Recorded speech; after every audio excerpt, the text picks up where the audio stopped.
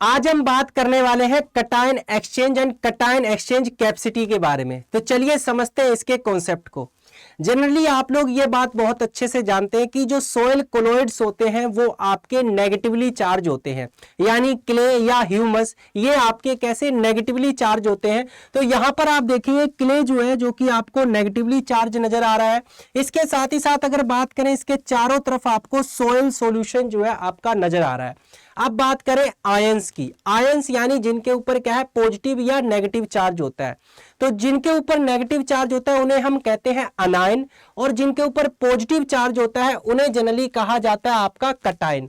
तो क्योंकि clay particle क्या है आपका नेगेटिवली चार्ज है, तो ये जनरली क्या करेगा, जितने भी कटायन है अपने ऊपर क्या कर लेगा, एड्सॉर्ब कर लेगा।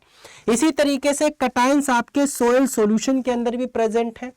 अब क्या होगा, जब जनरली क्या है क्ले पार्टिकल और सोयल सॉल्यूशन के बीच में कटायंस के बीच में डिफरेंस क्रिएट होगा, यानी कंसंट्रेशन ग्रेडियंट क्या है डिफरेंट होगा, तब सोयल सॉल्यूशन और क्ले पार्टिकल के बीच में जो है आपके जो कटायंस हैं उनका एक्सचेंज होगा, यानी यहां से इसके ऊपर जाएंगे, इससे ये जो है सोयल सॉल्यूशन के अंदर आएंगे।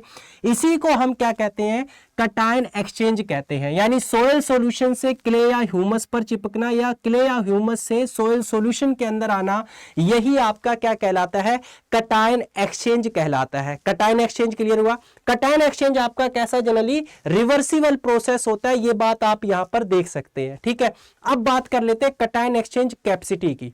तो जो जनरली आप यहां पर क्ले पार्टिकल देख रहे हैं या फिर ह्यूमस की बात करें, तो ये आपका सिंपल सी बात ये है कि जो मिट्टी होती है, सोयल होती है, उसकी कितनी कैपेसिटी है, उसकी कितनी कैपेबिलिटी है कि वो जनरली क्या है, इन एक्सचेंजेबल कटायंस को होल्ड कर सकती है या इन एक्सचेंजेबल कटायंस को एक्सचेंज कर सकती है। तो मिट्टी की जो कैपेसिटी होती है, कैपेबिलिटी होती है, उसी को हम क्या कहते हैं, कटायन एक्सचेंज कैपेसिटी कहते हैं, जिसे हम शॉर्ट में CEC बोलते हैं। और अगर बात करें इसकी यूनिट की, यानी किस यूनिट में इसको मेजर किया जाता है, तो सेंटीमोल पर केजी के यूनिट में हम इसको मेजर करते हैं। सेंटीमोल जनरली आपकी यहाँ पर कटायन की कंसंट्रेशन को जो है रिप्रेजेंट करती है।